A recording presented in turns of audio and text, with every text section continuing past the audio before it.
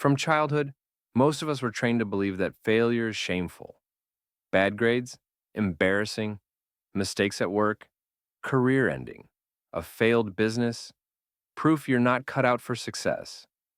But here's the truth: failure is not the opposite of success, it's the process of success. Thomas Edison, when asked about his thousands of failed attempts at inventing the light bulb, famously said, "I have not failed. I've just found 10,000 ways that won't work." Your brain, your character, your spirit, they are all shaped not just by the things you get right, but by the things you get wrong.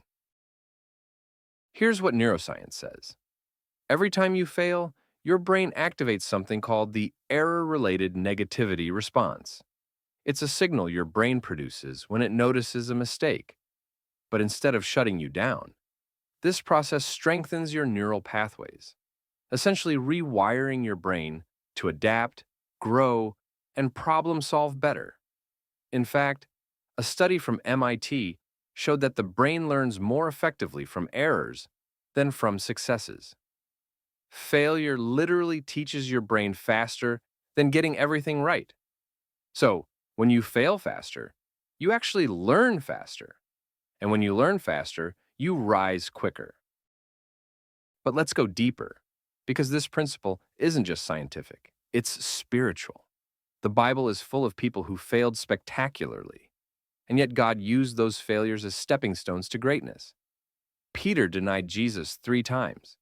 He failed publicly, bitterly, but Jesus restored him and turned him into the rock upon which the church was built. John 21:15-17. His failure didn't disqualify him, it prepared him.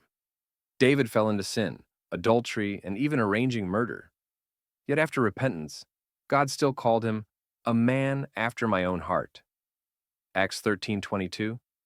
His failure deepened his humility and made him more dependent on grace. Moses killed an Egyptian and ran into the wilderness. For 40 years, he thought his life was wasted. But God used that season of failure to prepare him to lead Israel out of Egypt. Paul persecuted Christians. He was the chief enemy of the church.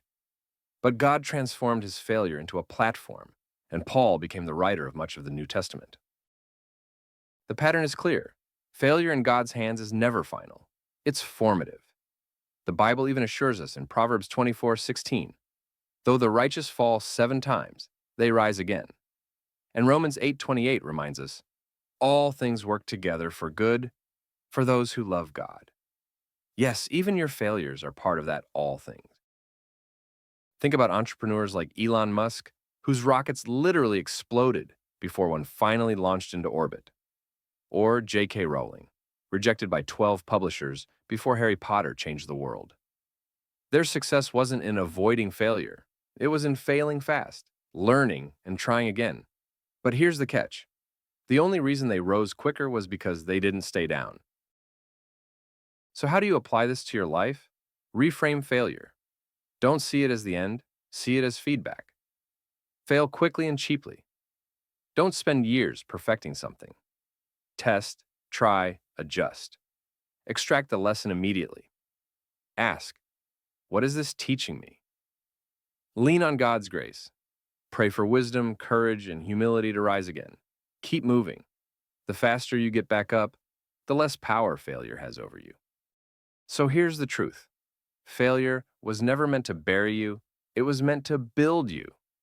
Think about Michael Jordan. He was cut from his high school basketball team. The world could have remembered him as a failure, but instead, he used it as fuel. He once said, "I've failed over and over and over again in my life, and that is why I succeed." The faster you fail, the faster you learn. The faster you learn, the quicker you rise. And you are not alone in this. Scripture is filled with people who stumbled, yet rose higher.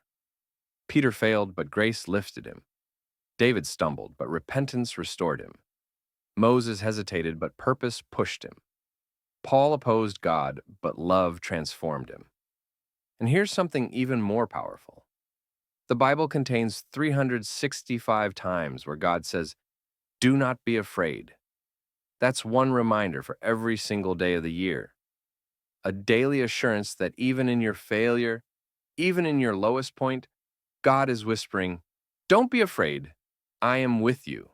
Isaiah 41:10. So, don't be afraid to fall.